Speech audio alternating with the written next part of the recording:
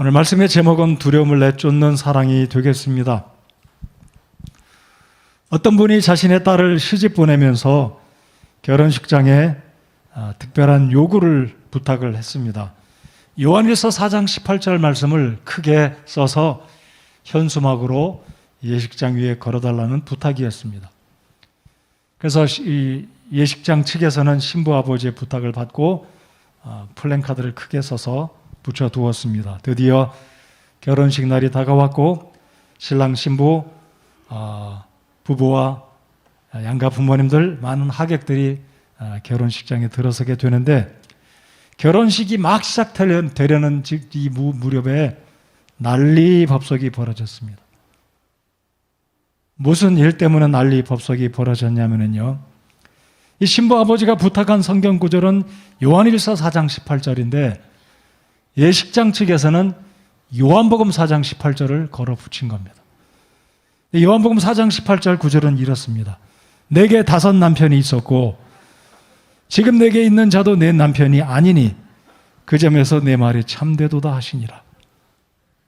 나머지는 여러분 상상에 맡기겠습니다.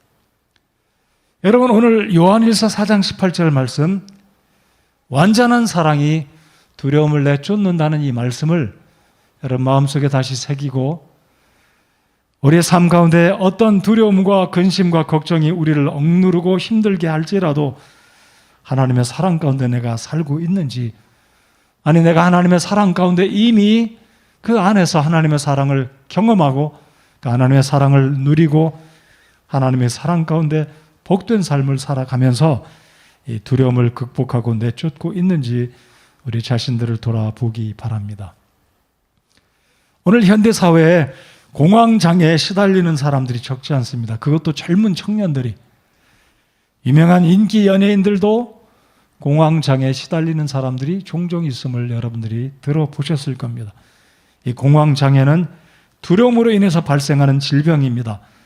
심장의 압박, 손과 발이 떨리고 머리가 아프고 어지럽고 식욕이 떨어지는, 그래서 부득이하게 심각한 공황장애가 오면 집중하지 못하고 일도 못하고 병자처럼 결국은 누워야만 하는, 그래서 안정을 취하고 약을 먹어야 회복이 되는 아주 좋지 않은 심리적인 질병입니다.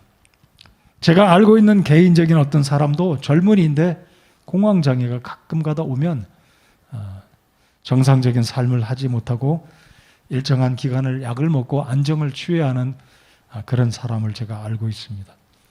오늘 이 시대에 두려움을 물리치기 위해서 사람들은 상담가를 찾아가서 상담 치료나 약물 치료를 받고 있습니다. 저와 여러분이 인정할 수밖에 없는 것은 우리가 비록 그리스도인이고 구원받아서 하나님을 신뢰하지만 어떤 크고 작은 일들로 인해서 때때로는 우리가 두려움 가운데 영향을 받고 두려움 가운데 살아갈 때가 있음을 우리가 인정을 합니다. 그럼에도 불구하고 하나님은 오늘 말씀을 통해서 두려움을 극복할 수 있는 방법을 우리 하나님께서 마련해 주셨고, 오늘 이 시대에도 여전히 하나님은 당신의 말씀을 통해 우리에게 어떻게 하면 이 두려움을 극복하고 살아갈 수 있는지 하나님이 도와주고 계심으로 인해서 감사를 드립니다. 자, 그러면 이 두려움은 언제 시작되었고 무엇이 궁극적인 두려움의 문제인지 창세기 3장을 한번 열어주시기 바랍니다. 창세기 3장 6절부터 10절까지 같이 읽어보시겠습니다. 구약성경 창세기 4페이지 3장 6절부터 10절까지 읽겠습니다. 다 찾으셨으면 함께 읽겠습니다. 시작. 여자가 보니 그 나무가 먹기에 좋고 눈으로 보기에 아름다우며 사람을 지혜롭게 할 만큼 탐스러운 나무이므로 그녀가 그 나무의 열매를 따서 먹고 자기와 함께한 자기 남편에게도 주매 그가 먹으니라. 그들 2 사람의 눈이 열림에 그들이 자기들이 벌거벗은 줄을 알고는 무화과 나무 잎을 함께 엮어 자기들을 위해 앞치마를 만들었더라. 그들이 그날 서늘한 때에 동산에서 거니시는 주 하나님의 음성을 듣고 아담과 그의 아내가 주 하나님 앞을 떠나 동산의 나무들 가운데 숨음에 주 하나님께서 아담을 부르시며 그에게 이르시되 내가 어디 있느냐 하시니 그가 이르되 내가 동산에서 하나님의 음성을 듣고 벌거벗었으므로 두려워하여 숨었나이다 하거늘.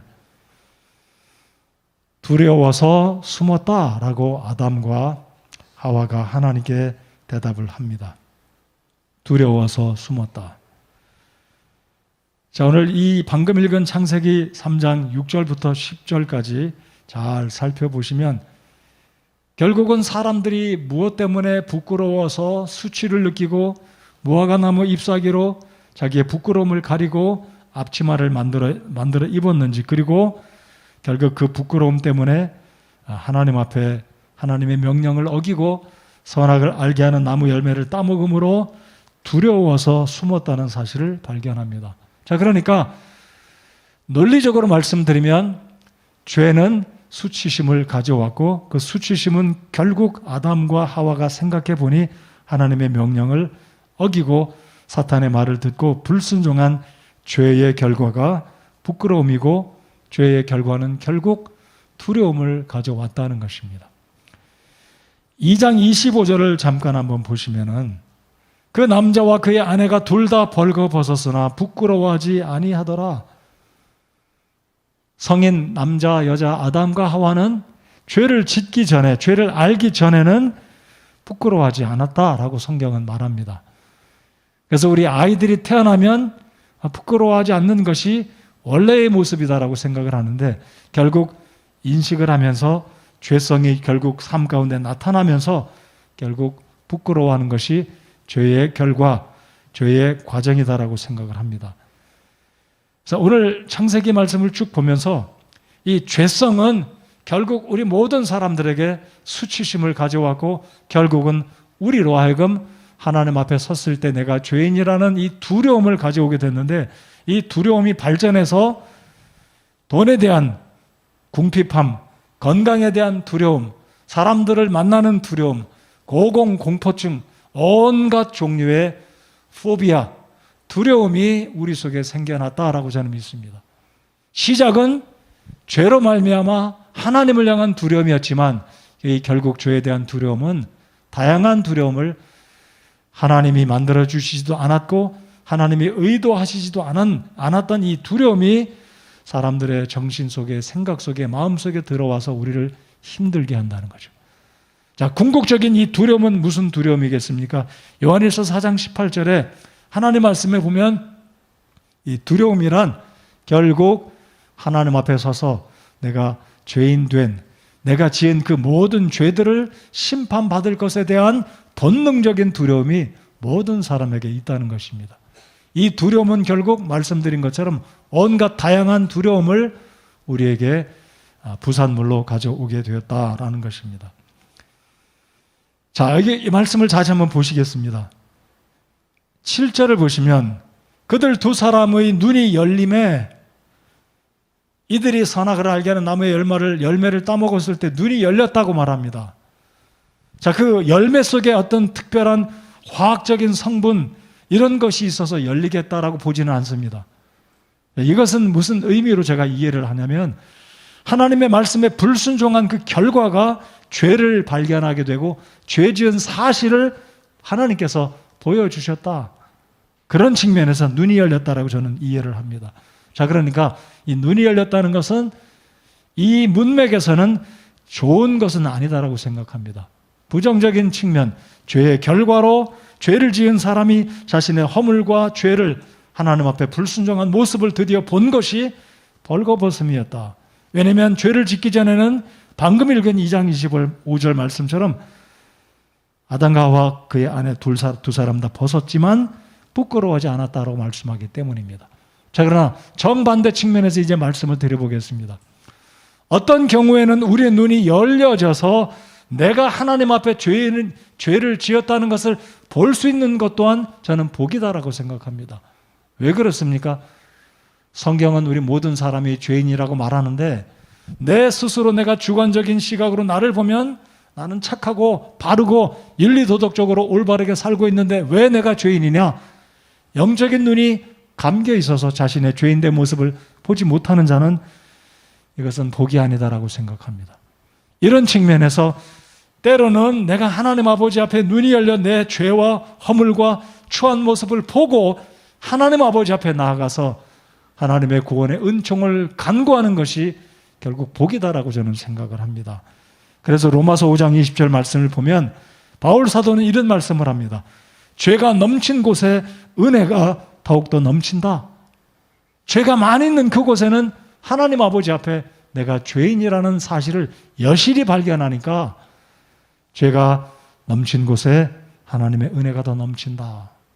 역설적인 말씀이라고 생각합니다. 아무튼 아담과 하와가 하나님의 말씀에 불순종해서 그 선악을 알게 한 열매를 따먹음으로 결국 사탄의 유혹을 받아들임으로 하나님 명령에 불순종한 결과는 부끄러움이었습니다.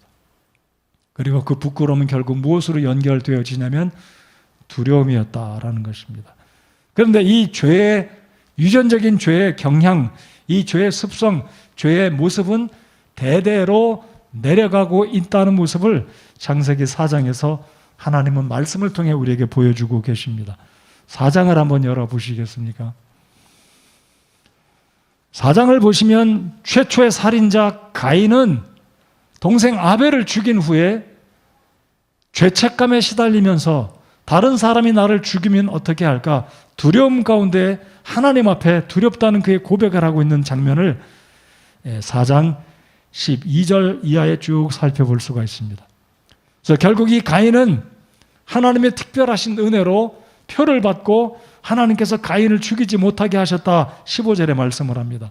그 표가 어떤 편지인지 잘 모르겠어요. 하나님이 그래도 가인에게 은혜를 더하셔서 죽임당하지 않도록 하나님이 지켜주셨는데 제가 말씀드리고자 하는 포인트는 이것입니다. 가인이 누구를 낳고 또 그의 아들이 누구를 낳고 했는데 이 최초의 살인자 가인은 살인의 추억, 살인의 창상을 가지고 있었다는 사실이 가인의 5대 손까지 내려가서 라멕이라는 사람에게도 여실히 죄의 창상의 모습이 심리적으로 가지고 있었다는 사실을 성경이 우리에게 알려주고 있습니다. 자, 몇 절을 보시냐면 23절을 다 같이 보시겠습니다. 같이 한번 읽어 보실까요? 시작. 라멕이 자기 아내들에게 이르되 아다와 실라여 내 음성을 들으라. 라멕의 아내들이여 너희는 내 말에 귀를 기울이라. 내가 내게 상처를 입힌 남자를 죽였고 나를 다치게 한 청년을 죽였느니라. 지금 라멕은 가인의 5대 손입니다. 가인의 아들은 에녹이었고 에녹은 성을 쌓고 도시를 건설하고 살았습니다.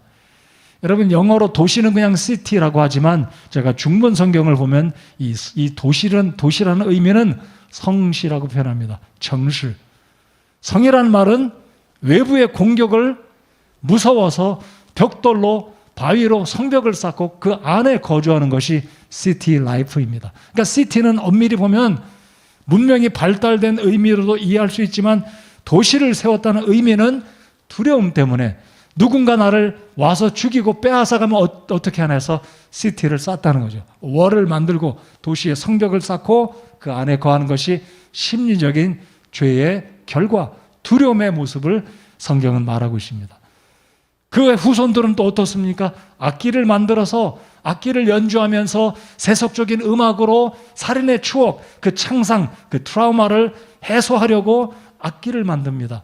악기 자체가 나쁜 것은 아니지만 가인의 후손들은 지금 인본주의적인 방법으로 두려움을 해소하려고 합니다. 또 하나는 무엇입니까? 일부 다처제였습니다. 19절 라멕이 두 아내를 취하였는데 하나의 이름은 아다요 다른 하나의 이름은 실라더라.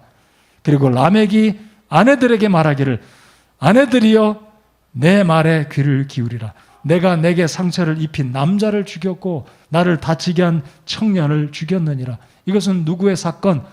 최초의 살인의 사건. 가인이 동생 아벨을 쳐 죽인 이 두려움의 이 사건들이 심리적으로 계속 내려가서 사람의 마음속에는 두려움이 마음속에 남아있다는 사실을 성경은 우리에게 보여주고 있습니다. 그래서 사람들은 두려움의 시작으로 하나님 앞에 숨고 수치스러워하고 심리적인 압박으로 살아가고 있는 것이 오늘 이 시대의 사람들의 모습이라는 거죠. 그런데 사람들은 이 두려움을 극복하려는 방법이 지금 방금 말씀드린 것처럼 세속주의 방법으로, 인본주의 방법으로, 아니면 쿼어앤쿼 따옴표 내 방법으로, 내 방법이란 세속적인 방법입니다. 일부 다처제, 성적인 욕망을 해결하면서 마음속의 두려움, 하나님 앞에서 죄성에 대한 이 죄에 대한 두려움을 해소하려는, 세속적인 음악으로 해소하려는, 이들이 또 말씀을 보면 철기 문화, 청동기 철기 문화의 시대를 맞이하면서 22절에 보면 이들이 무기를 만듭니다. 결국 이 모든 것들은 무기는 나를 보호할 것이다.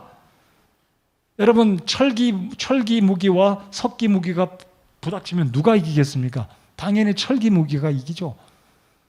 세속적인 이런 문화들로부터 사람들은 나를 해라는 사람들로부터 보호하려는 두려움에 대한 방어가 인본주의 방법으로 흘러갔다는 것인데, 이것을 성경은 정확하게 이렇게 이야기하십니다. 3장으로 다시 돌아가서 보시면 7절을 또 한번 보시겠습니다. 그들 두 사람의 눈이 열림에 그들이 자기들의 벌거벗은 줄을 알고는 무화과나무 잎을 함께 엮어 자기들을 위해 앞치마를 만들었더라. 잘 보십시오. 자기들을 위해 무화과나무 잎으로 앞치마를 해 입었다 그랬습니다. 여러분, 무화과 잎사귀 보셨습니까? 우리 교회 마당에 무화과나무가 두 그루가 있습니다. 여러분 잘 안 보이실 거예요.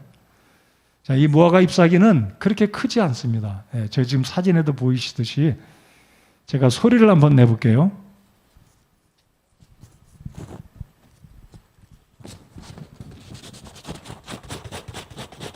이 소리는, 이 무화과 잎사귀 표면은 가시가 많아서 불편하다는 거죠. 그런데 아담과 하와는 하나님 앞에 벌거벗었음을 인식하고 무화과 잎을 엮어서 앞치마를 만들었더라 그랬습니다. 그러니까 자신들의 부끄러움을 발견하고 긴급히 인간적인 방법으로, 자신들의 수단으로 이 잎사귀로 자신들의 부끄러움을 가리면 덮여질 줄 알았습니다. 근데 이것이 완벽한가요? 여러분, 상식적으로 잎사귀는 시들어 버립니다. 부서지면 또다시 해야죠. 지금 제가 마이크에다 대고 비벼 본 것처럼 가시가 많습니다. 잔털, 거친 억센 가시.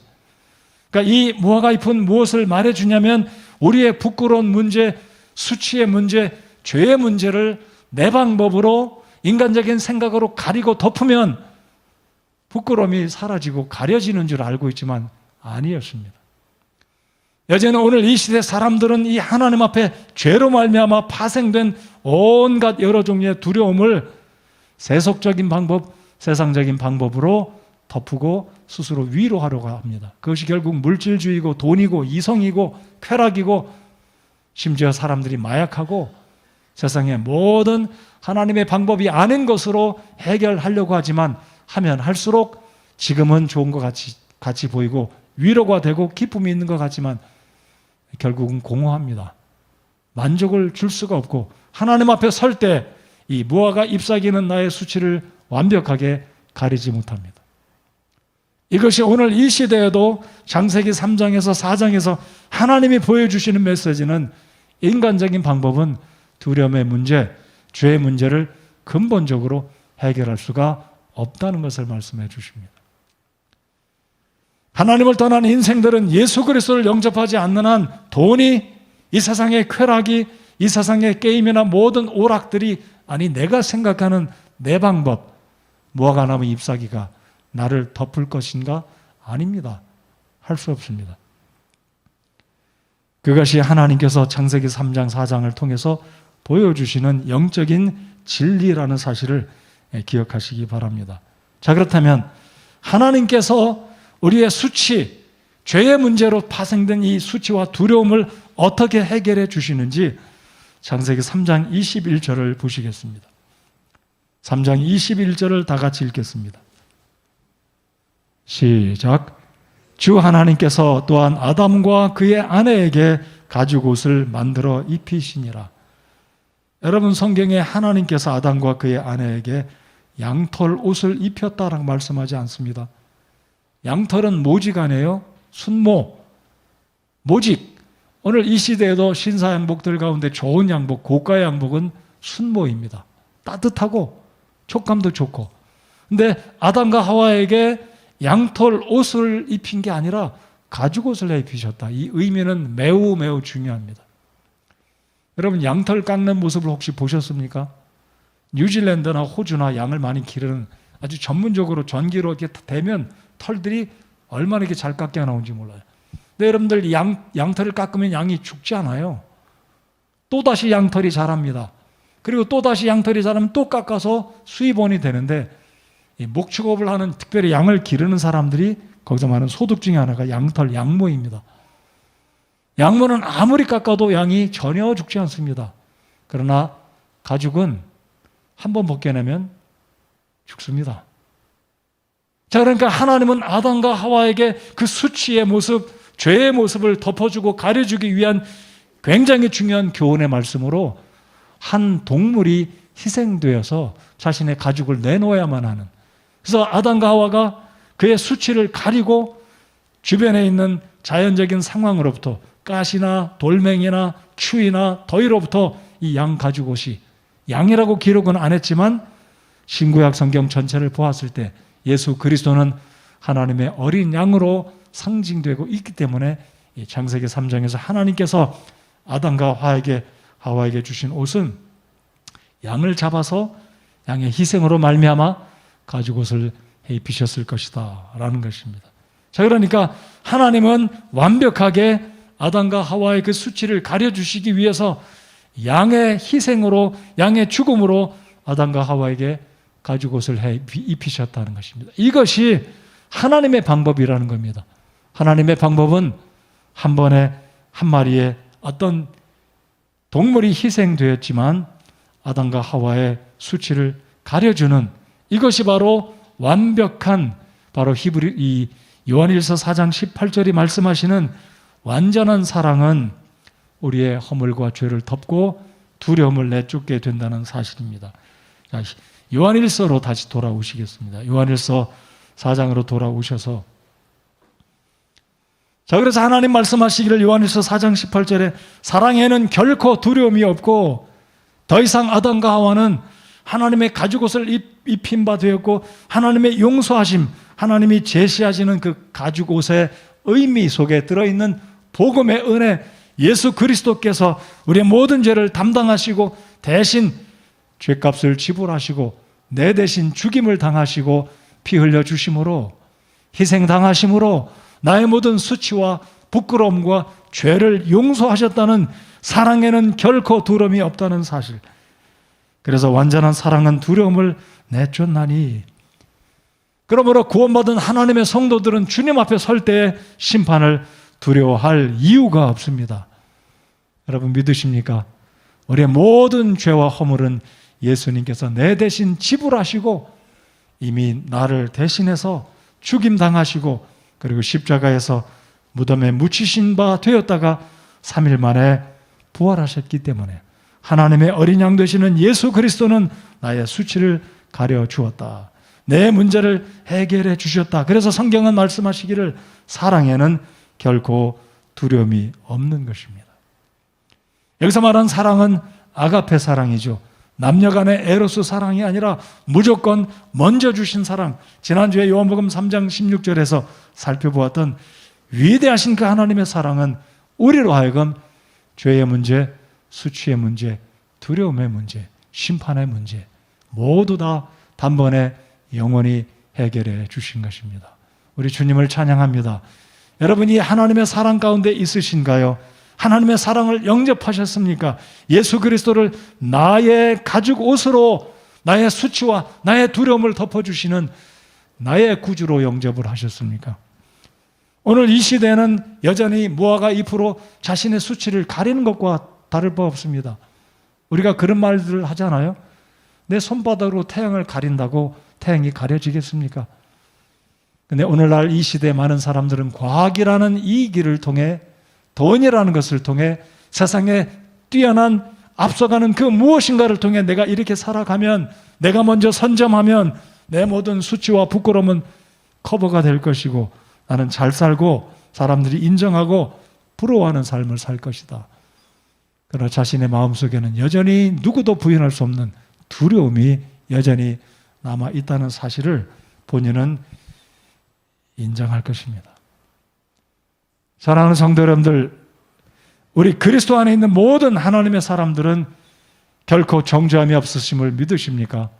우리 예수님께서 담당해 주신 바로 하나님께서 아담과 하와를 불쌍히 여기시고 그들에게 가죽옷을 해 입히신 이 놀라운 사랑은 바로 정확하게 신약시대 예수 그리스도께서 이 땅에 오셔서 나 같은 죄인을 위해서 십자가 달려 죽으심으로 나의 수치와 허물을, 나의 모든 두려움을 해결해 주신 바로 예수 그리스도의 위대하신 사랑이 이 가죽 옷 속에 들어있다는 것입니다.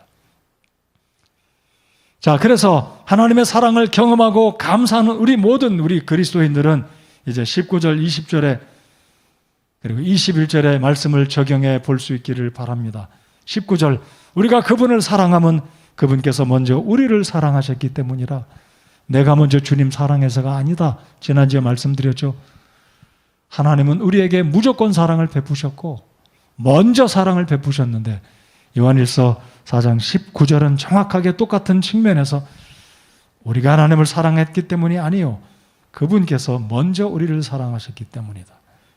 20절, 그러므로 하나님의 사랑을 경험하고 그 하나님의 사랑 가운데 살아가는 우리 그리스도인들은 20절 말씀처럼 우리 주변의 이웃들을 사랑해야 할 것입니다. 어떤 사람이 나는 하나님을 사랑하노라 하고 자기 형제를 미워하면 그는 거짓말하는 자니 자기가 본 자기 형제를 사랑하지 아니하는 자가 어찌 자기가 보지 못한 하나님을 사랑할 수 있으리요. 성도 여러분들, 우리는 구원받아서 심판에 대한 두려움은 없습니다. 죄에 대한 두려움은 없습니다. 그렇지만 이런 두려움은 있지 않습니까? 하나님이 과연 내 삶을 지키실 것인가? 하나님이 과연 내 사업, 내 미래, 내 생명, 내 건강, 내 부모님, 내 자녀들 지키시고 붙드실 것인가? 그것에 대해서는 때때로 우리가 두려움 가운데 있습니다. 근데 오늘 이 말씀을 가슴에 담고 돌아가시기 바랍니다. 사랑에는 결코 두려움이 없고 완전한 사랑은 두려움을 내쫓나니 이는 두려움에 고통이 있기 때문이라. 여러분, 왜 사람이 먹어도 목마르고 벌어도 부족한 것 같고 잔뜩 벌어도 또 벌려고 하는지, 그 이유는 무엇입니까? 만족이 안 되기 때문입니다. 그러나 하나님의 사랑은 뭐라고 말씀하십니까? 완전한 사랑은 두려움을 내쫓나니 이는 두려움에 고통이 있기 때문이라. 이 하나님의 사랑을 경험하지 못한 사람, 하나님의 사랑을 영접하지 않은 사람, 무화과 잎으로 자신의 수치를 가리려고 하는 사람들은 계속해서 목마르게 자신의 수치와 두려움을 채우기 위해서 인간적인 방법으로 살아가다가 인생을 끝마치게 되는 것이 사람의 인생입니다. 인정하십니까? 그러나 하나님이 우리에게 주시는, 우리 손으로 만든 것이 아닌 하나님께서 만들어주신 가지고, 즉 예수 그리스도, 십자가 위에 예수 그리스도는 저와 여러분의 모든 허물과 수치와 죄값을 지불하시고 죄로부터 구원하셨을 뿐만 아니라 우리에게 평안을 주시고 진정한 사랑, 완전한 사랑은 두려움을 내쫓는다고 말씀하십니다. 자, 그런데 왜 그리스도인들이 살아가면서 두려움 가운데 처하게 됩니까? 그것은 구원의 복음을 믿지 않아서가 아니라 하나님이 나를 보호하시고 내 필요를 공급하시고 우리를 선대해 주시는, 다윗이 고백한 것처럼 하나님은 나의 목자시니 내가 부족함이 없으리로다. 나의 평생의 선하심과 인자하심과 자비하심이 나를 따르리니 내가 정녕 주의 집에 영원히 거하리로다. 다윗은 믿었습니다. 다윗은 광야에서 사울에 의해서 쫓김 당했지만 하나님이 나의 목자 되심을 믿었기에 내게 부족함이 없다라고 고백을 한 것입니다. 자, 그래서 오늘 여기 요한일서 4장 19절, 20절 말씀, 눈에 보이는 사람을 사랑하지 못한다면 우리가 어찌 눈에 보이지 않는 하나님을 사랑할 수 있겠느냐는 역설적인 하나님 말씀을 생각하며 이 십자가 크로스를 생각해 보기 바랍니다. 크로스란 말은 두 가지 의미지 않습니까? 십자가라고도 하기도 하지만 크로스는 엇갈린다. 두 손이 서로 교차된다. 그래서 하나님을 향한, 위를 향한 수직적인 하나님을 향한 그 사랑을 우리가 이미 받았으니 이제는 하나님을 사랑하는 우리가 되어야 되겠고, 수평적으로 또 다른 선, 내 이웃을 향해서, 우리 교회 지체들을 향해서 우리 이웃에 사랑하는, 우리의 이웃들을 사랑하는, 그래서 가장 큰 계명이 무엇입니까? 내 하나님을 목숨을 다하고 마음을 다하고 성품을 다하고 힘을 다하여서 하나님을 사랑하라. 그리고 둘째는 이것이니 내 이웃을 내 몸과 같이 사랑하라는 이 사랑의 명령을 순종하는 우리가 된다면, 그리고 하나님의 이 말씀을 확신한다면 사랑에는 결코 두려움이 없고, 부부와 함께 앉아 계신 여러분들 옆에 쳐다보지 않으셔도 되겠습니다. 여러분 마음속에 그렇게 한번 물어보십시오. 질문해 보십시오. 내 아내가 나를 정말 사랑하고 있다는 것을 나는 확신한다. 내 남편이 나를 사랑하고 있다는 것을 나는 확신한다 라고 생각하십니까? 만약에 이 질문에 답이 안 된다면 혹시 내 남편이 또 다른 여인을 사랑할까? 혹시 내 아내가 또 다른 남자를 사랑할까 한다면 그 마음속에 얼마나 불편하고 의심이 생기겠습니까? 똑같습니다. 하나님이 과연 나를 사랑하실까? 여러분, 하나님이 여러분 사랑하신다고 믿으십니까? 하나님은 이미 말씀에 이렇게 말씀하십니다. 우리가 아직 죄인 되었을 때에 하나님께서 당신의 아들을 십자가에 못 박아 죽게 하심으로 우리를 향한 하나님의 사랑을 제시하셨다. 확증하셨다. 당당히 제시하셨다라고 하나님은 남김없이 자신의 아들 예수 그리스도를 아끼지 아니하시고 저와 여러분을 위해서 내어주셨습니다. 어디에 내어주셨습니까? 십자가 위에. 당당히 우리를 사랑하시는 그 사랑을 보여주셨고 입증하셨습니다. 그렇다면 우리가 왜 하나님의 사랑을 의심하겠습니까? 의심할 때 두려움이 옵니다. 내일을 위한 두려움, 건강에 대한 두려움, 내 미래가 어떻게 될 것인지 두려워합니다. 오늘 이 말씀을 여러분 가슴에 담고 돌아가시기 바랍니다. 사랑에는 결코 두려움이 없고 완전한 사랑은 두려움을 내쫓나니. 하나님께서 저와 여러분에게 주신 사랑은 80% 사랑이 아닙니다. 완전한 사랑, 최고의 사랑, 최선의 사랑, 온전한 사랑을 주셨다고 믿으십니까? 자, 그렇다면 그 하나님은 여전히 나를 사랑하신다. 그리고 그 사랑 안에는 두려움이 없다 그러십니다. 내가 하나님 아버지의 사랑 안에 있다면 나는 두려워할 이유가 없습니다. 왜입니까? 하나님 아버지가 나를 보호하시고 지키시고 인도하시고 마치 내가 우리 갓난 아이들을 아빠 엄마가 그 아이를 위해서 모든 것을 다 주고 내가 말은 안 하지만 아들 딸들을 향해서 무슨 마음을 품습니까? 부모님이 이 아들, 이 딸들, 이 자식들을 지키고 일평생 내가 사는 한 내가 우리 자녀를 위해서 지키고 힘써 이 아이들을 보호하겠다는 의식이 우리에게 있는 것처럼 하나님 아버지가 저와 여러분을 그렇게 하나님의 사랑 가운데 지키시고 보호하시고 인도하실 것을 믿으십니까? 그렇게 확신하시기 바랍니다. 이 말씀을 저를 따라서 한번 읽어보겠습니다. 사랑에는 결코 두려움이 없고 완전한 사랑은 두려움을 내쫓나니. 이 말씀을 확신하시기 바랍니다. 하나님은 이렇게 우리를 사랑하십니다. 이런 사랑을 주고받는 우리가 되기 바라고 이런 사랑을 받을 수 있는 행복한 사람으로 살아가는 여러분들 모두가 되시기 바랍니다. 말씀의 결론입니다. 우리 하나님은 성경, 신구약 성경을 통해서 계속해서 말씀하시기를 두려워하지 말라, 내가 너와 함께한다라고 말씀을 합니다. 예수님의 제자들이 갈릴리 바다를 건너서 가버나움으로 가려고 합니다. 동쪽에서 서쪽으로 지금 가고 있습니다. 그것도 이른 새벽에 노를 저어서 가고 있습니다. 그 배에는 예수님이 동승하지 않으셨습니다. 예수님은 한적한 곳에 가서 기도하시기 위해서 제자들이 먼저 배를 타고 가버나움으로 오고 있습니다. 그런데 새벽녘에 제자들이 노를 저어 가버나움을 향해서 가고 있을 때 멀찍이에서 한 사람이 바다 위로 걸어오는 모습이 보였습니다. 한 번도 예수님이 물 위를 걸어오는 모습을 본 적이 없는 제자들은 혹시 저 사람이 귀신이 아니냐. 킹제임스 성경에서, 우리 흠정역 성경에서 영인 줄 알고 두려워하였습니다. 그럴 때 예수님께서 말씀하시기를 내니 두려워 말라. 따라서 해주시겠습니까? 내니 두려워 말라. 오늘 이 시간에도 우리 예수님께서 우리 모두에게 그렇게 말씀하십니다. 내가 두려워하여 미래를 염려하고 내 장래를 걱정하고 결혼과 직장과 사업과 우리의 자녀, 우리 부모 염려하고 두려워할 때 주님께서 동일하게 말씀하십니다. 내니 두려워 말라.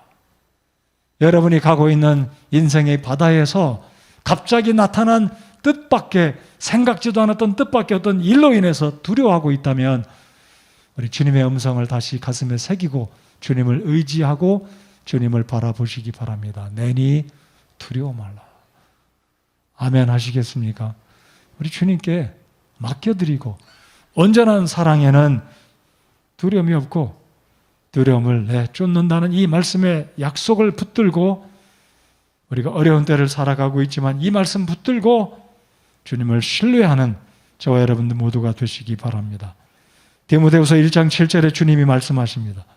하나님께서는 우리에게 두려움의 영을 주지 아니하시고 권능과 사랑과 건전한 생각의 영을 주셨느니라. 우리 한번 같이 읽어보실까요? 놀라운 말씀의 약속입니다. 읽겠습니다. 시작. 하나님께서는 우리에게 두려움의 영을 주지 아니하시고 권능과 사랑과 건전한 생각의 영을 주셨느니라. 건전한 생각의 영, 두려움을 다 제거하시기 바랍니다. 하나님의 사랑 안에 있는 나, 전능하신 아버지, 하나님이 나의 아버지시기 때문에 두려운 것 다 내려놓으시고 건전한 영, 사랑은 두려움을 내쫓는다는 이 확신의 말씀, 약속의 말씀 붙들고 이 어려운 때를 살아나가시는 우리 성도 여러분들 모두가 되시기 바랍니다. 오늘도 주님 말씀하십니다. 이사야 41장 10절 너는 두려워하지 말라. 내가 너와 함께하느니라. 놀라지 말라. 나는 내 하나님이니라. 내가 너를 강하게 하리라. 참으로 내가 너를 도와주리라. 참으로 내가 내 의의 오른손으로 너를 떠받쳐 주리라. 오늘 이 아침 시간에 예수님을 아직 영접하지 않으신 분이라면 여러분은 가죽 옷으로 나의 수치와 부끄러움을 덮으려고 계속해서 되지도 않은 일을 붙들고 그것 의지하고 살아가고 있는 것입니다. 느끼지 못하실 수 있어요. 아니 인정하고 싶지 않을지도 모르겠습니다. 그러나 그것은 사실입니다. 때가 되면 늦어지기 전에, 다시는 기회가 사라지기 전에 오늘 내 인생의 수치와 두려움을 덮어줄 무화과 잎사귀가 아닌 나의 하나님의 아들 되신 나의 구주 예수님을 영접하고 그분을 내 마음속에 주님으로 믿음으로 나의 모든 두려움과 부끄러움과 수치와 허물을 주님께서 담당하셨으니 주 안에서 진정한 사랑을 경험하고 하나님의 사랑 가운데 살아가는 복된 삶을 오늘 시작하시기 바랍니다. 오늘 이 말씀을 듣고 예수님 영접하기 원하신다면 미루지 마시고 결단하시고 용기 내서 하나님이 주시는 가죽옷을 입으시고 부끄러움과 수치의 문제를 주님께서 해결해 주시도록 믿음으로 예수 그리스도를 영접하시기 바랍니다. 사랑하는 성도 여러분들, 사랑은 두려움을 내쫓는다는 이 말씀을 마음속에 담으시고 하나님 아버지가 나를 지금도 이렇게 사랑하시니 내 모든 것을 주님께 맡기고 염려와 걱정과 근심, 두려움 주님께 맡기고 온전한 사랑을 더 풍성히 알고 그 사랑을 경험하고 하나님의 말씀을 통해 예배를 통해서 하나님의 사랑을 더 높이, 더 깊이, 더 넓게 알아서 하나님의 충만한 그 사랑 가운데 살아가신다면 사랑의 사람이 될 것이요 오늘 말씀의 약속처럼 사랑은 두려움을 내쫓는다. 이 놀라운 약속들이 저와 여러분의 삶에 경험되어주는 축복이 임하기를 바랍니다. 기도하겠습니다.